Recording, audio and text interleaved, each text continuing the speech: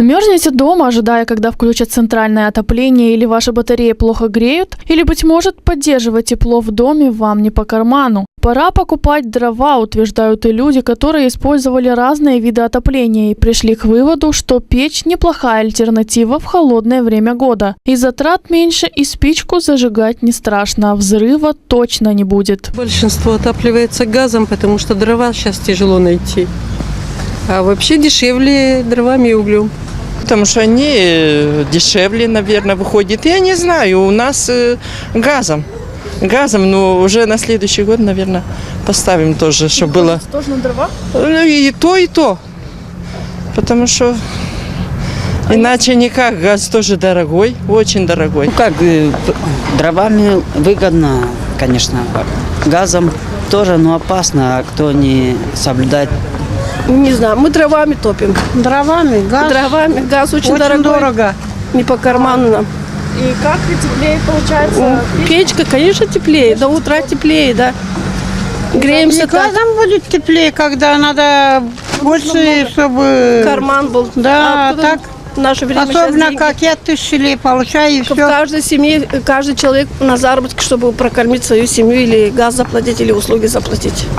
Все очень дорого. А что в нашей жизни? Ничего дешевого я не вижу. Вы считаете, что и тем дорого?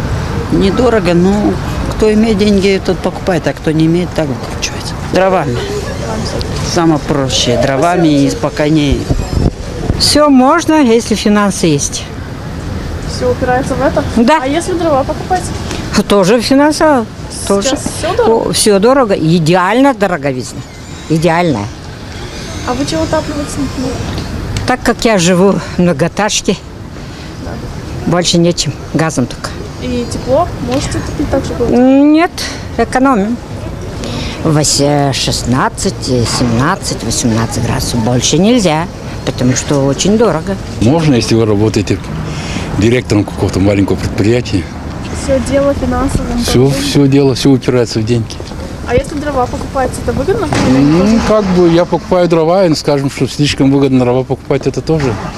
Ну, выходит, что дешевле немножко, вроде бы. Но я не знаю, я не топилась.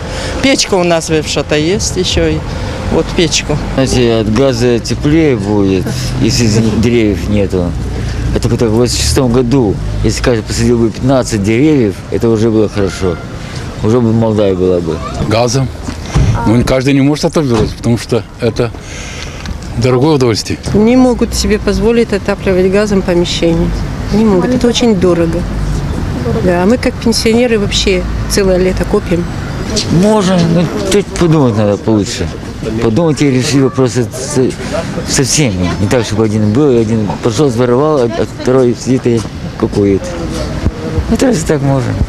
Те же самые опилки, которые делают как уголь, тоже с ними хорошо делают. И почаще. То есть можно возвращаться, как раньше, печки делали? Можно, и даже нужно. Чем этот газ боишься зажечь, чтобы не взорвалось дом? Или чтобы не было поранено кого-то еще? Естественно, что с газом лучше. Лучше, но дороже. Вот. Как умеют люди, так и крутятся, вертятся, что делать.